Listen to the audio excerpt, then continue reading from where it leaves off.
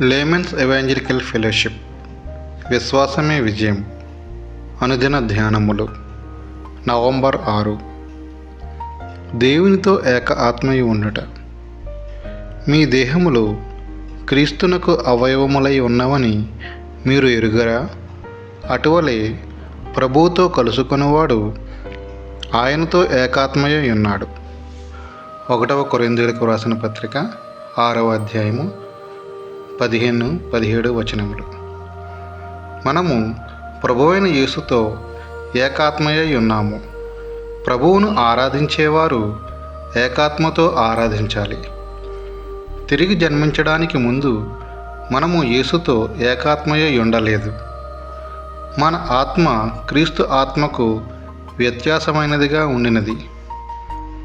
లోకాత్మ అనగా యూదా, అబ్షాలోములలో నుండిన చెడ్డ ఆత్మ మనలో ఉండినది. అబ్షాలోము, దేవుడు ఆత్మలో ఒకటిగా లేరు. తండ్రికి విరోధముగా అతనిని నడిపించినది దేవుని ఆత్మ కాదు. నీవు క్రీస్తుతో ఆత్మలో ఒకటిగా ఉంటే నీ ఉద్దేశాలు, ఆశలు అన్నీ క్రీస్తు వంటివి కాగలవు. శరీర సంబంధమైన ఆశలు నెరవేర్చుకొనుటకు నిన్ను నీవు అప్పగించుకొనవు. లోక సంబంధమైన మనుషుడు ఎప్పుడూ కూడా వ్యభిచార ఆత్మను కలిగి ఉంటాడు. అతని మనసంతా లోకంలోని హీనమైన వాటిలో ఉన్న సంతోషము మీదనే ఉంటుంది. జీవితమును అనుభవించడానికి అతడు తన శరీరమును వ్యయపరచి నాశనం చేయాలని కోరుకుంటాడు. లోక సంబంధమైన వాటి కొరకు నీవు అర్రులు చాస్తూ ఉంటే నీ శరీరాన్ని, నీ మానసిక శక్తులను నీవు నాశనం చేసుకుంటావు. వ్యభిచార వాంఛల చేత మానసిక బలం కృషించిపోతుంది. పరిశుద్ధుడైన పౌలు తన శరీరమును దేవునికి ప్రతిష్ఠించుకున్నాడు. అతని మానసిక శక్తులు ఎదగటం ఆరంభించాయి. శరీరం అదుపులో ఉంచబడింది. దాని ద్వారా గొప్ప దైవిక శక్తి కుమ్మరించబడినది. అతని పెదవుల నుండి దైవిక పాలు, పరలోక ఆహారం బయటికి ప్రవహించాయి. శరీరము ముఖ్యమైనదే. శరీరము లేకుండా ఆత్మ జీవించలేదు.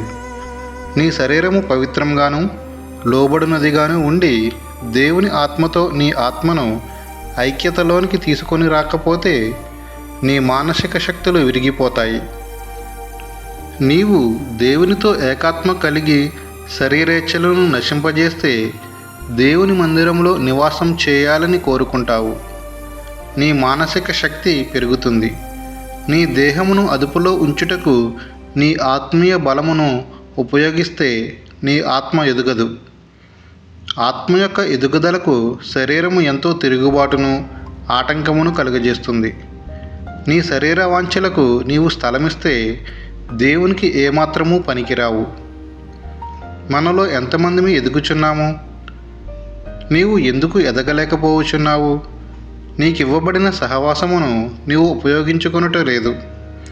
క్రీస్తుతో ఏకమై ఉండాలి. నీవు తప్పక ఎదగాలి. ఎన్ దానియేలు గారు.